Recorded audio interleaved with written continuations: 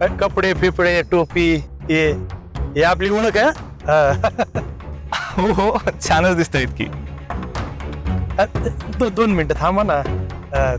आत्ता जे शूटिंग केलं त्याचं CD पेन ड्राईव्ह काही असं द्या ना त्या. अहो चॅनलवर येईल ना, फुटेजची काय गरज. चॅनलवर दिसल तेव्हा दिसल, तेव्हा मी TV समोर पाहिजे, मी बिझी असतो. तुम्ही जर CD पेन ड्राईव्ह दिलं तर जस्ट लावून आपलं गेस्ट आले तर त्यांना. बरं बघतो मी, जर भेटलं मला 1-2 मिनिटाचं काही तर पाठवतो मी. बरं येऊ मी. आता हे कसं पॉझिटिव्ह बोललात तुम्ही. आता निघा. काय राव तुम्ही पाहुणचार न घेताच निघाले. बसलो असतो रात्री. हा हा नाही म्हणजे तुम्ही मी दौलतराव जेवायला बसलो असतो घरी. अहो ते दोघांची माझ्याकडे जेवणाची व्यवस्था आहे आज. तुमच्याकडे चांगला पाहुणचार घ्यावा का हो दौलतराव. हो चांगला आपली माणसं आहेत. जरूर जरूर. काही प्रवासात देऊ का तुम्हाला.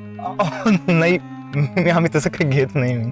नाही अहो देऊ का म्हणजे कैऱ्या एवढ्या मोठ्या आल्यात, बोर आहेत, चिच आहेत, गावरान मेवा देऊ का असं. नाही येऊ पुढच्या वेळेस घेऊ नक्की. हा ते CD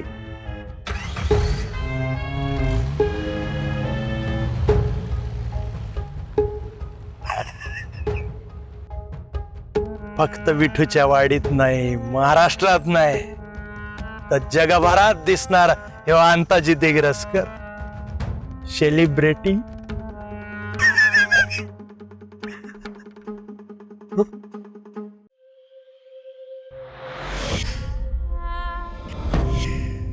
आनंदी नाही आनंद. एक माणूस खूपच खुश दिसतोय आज. हा कसा झाला इंटरव्ह्यू. हा अगं बाई लाजतात की काय. हा चला तिकडं. कसं झालं. एकदम झाक वाटलंच. अगं तो रिपोर्टर काय खुश झाला माझ्या स्टाईलवर, डायलॉग वर. या स्वाम्याला सांग बघ म्हणाव माझा इंटरव्ह्यू, काय टीव्हीवर दिसला तर उड्या हाणतो.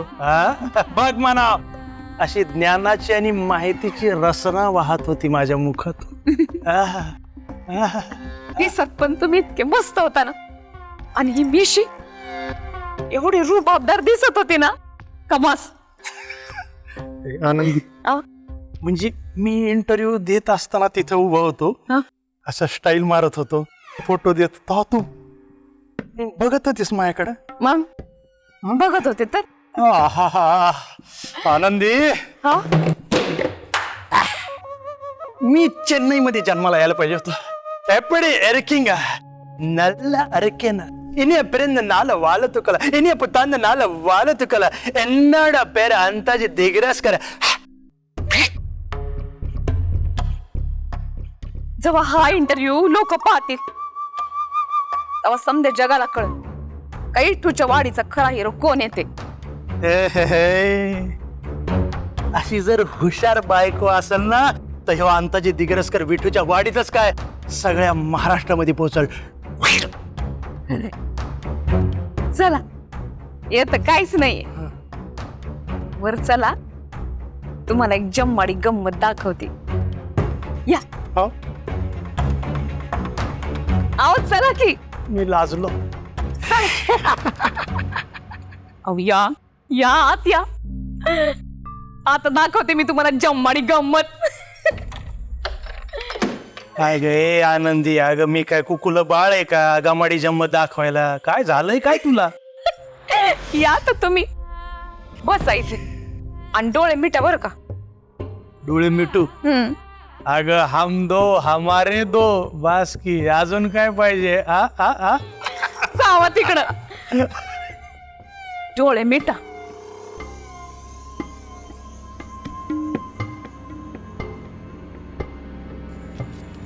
पण हे जरा जास्त रोमॅन्टिक होतंय आनंदी.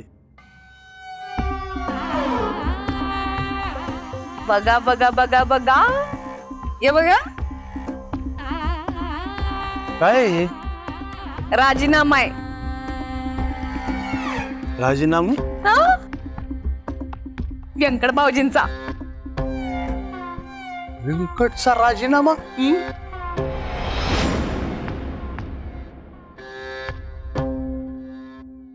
आनंदित हा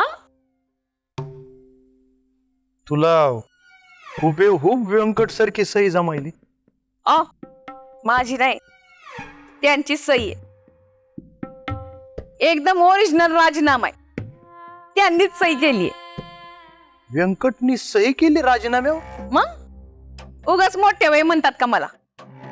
मी ठरवलं, मी मिळवलं.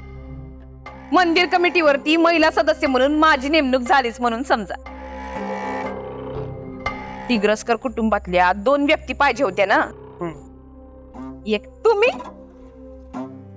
आणि दुसरी मी. पण मला एक कळत नाही, व्यंकट राजीनामा द्यायला तयार कस काय झाला? आलो, चला उतरा.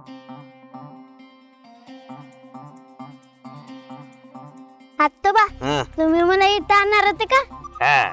या वाटेला लागल्यावरच मला कळलं होतं की तुम्ही मला व्यंको महाराजांच्या घरी नेताय. अग हुशारच आहे ग माझं लेकरू. बरं आत्तोबा, मला सांगा, तुम्ही इथं कोणतं काम काढले?